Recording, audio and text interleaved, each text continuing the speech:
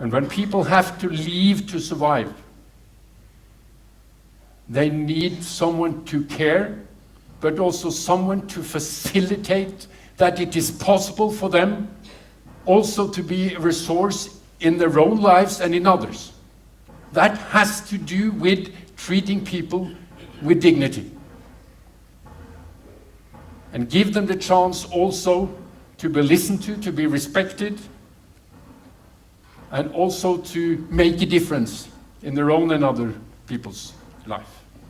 Just to focus a little bit on the word compromise, because the essence, I think, of all kinds of politics, both in good times and in challenging times, is to compromise. We cannot understand what is extreme unless we understand what it is extreme in relation to. Let me give you an example. In the 60s, long hair on boys became popular with the Beatles and pop music. That was considered extreme. It was so extreme that principals at schools sent the pupils home. Everyone also knows that one way of violating another's person's dignity is telling the other person what he thinks. It is, we know it, and it's very difficult. And I've coined a term for this type of argument. It's argumentum ad fictionem. So you are arguing with your own fiction. So basically you are arguing with yourself, but you somehow want to involve the other's name in that discussion.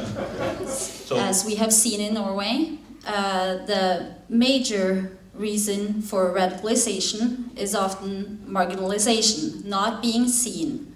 It's not the continuation of a group's political ideas. First of all, what fantastic presentations. I was very much enjoying listening to all of you. I guess also Africa has been very much been affected by extremism and terror, regrettably.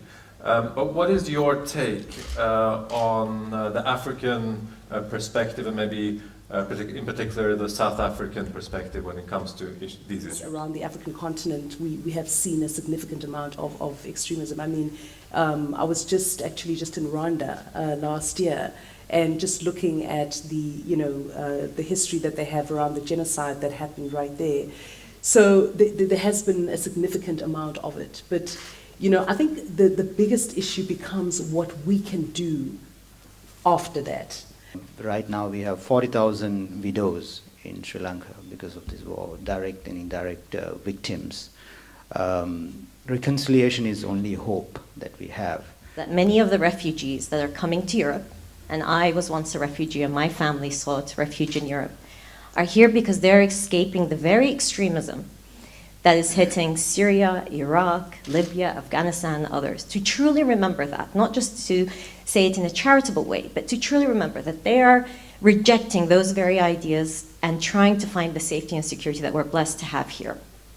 At the same time, to remember that, of course, we do face threats, but we have to believe that we are all innocent until proven guilty, rather than thinking that some people are guilty by association rather than being innocent. If you just happen to get to know these people, you realize we're so the same. So I'll leave you with this. And he's like, be brief. I'm like, I'm Latin. How do you do that? I don't know how to do that. So I always say, if my neighbor's not well, I'm not well. And I live in New York City, but my neighbor's Syria. So as long as Syria's not well, and Afghanistan's not well, and Somalia's not well, I'm not well. And if I can do what I do, we can all do something. So I want to leave you inspired that it doesn't matter how small your intervention, we can all do something to make this world better. We're all the same. We laugh the same, we cry the same, we have the same dreams for our children, our neighbors, etc. And we're not different at all. So let's together get inspired and do more. To the crazy ones. Here's to the crazy ones, the misfits, the rebels, the troublemakers, the round pegs in the square holes, the ones who see things differently. They're not fond of rules. They have no respect for the status quo. You can praise them, disagree with them, quote them, disbelieve them, glorify them, or vilify them. About the only thing you cannot do is to ignore them, because they change things. They invent, they imagine, they heal, they explore, they create, and they inspire. They push the human race forward. Maybe they have to be crazy.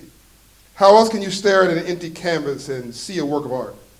Or sit in silence and hear a song that's never been written? Or gaze at a red planet and see a laboratory on wheels? While some see these people as the crazy ones, others see genius. Because the people who are crazy enough to believe they can change the world are the ones who usually do.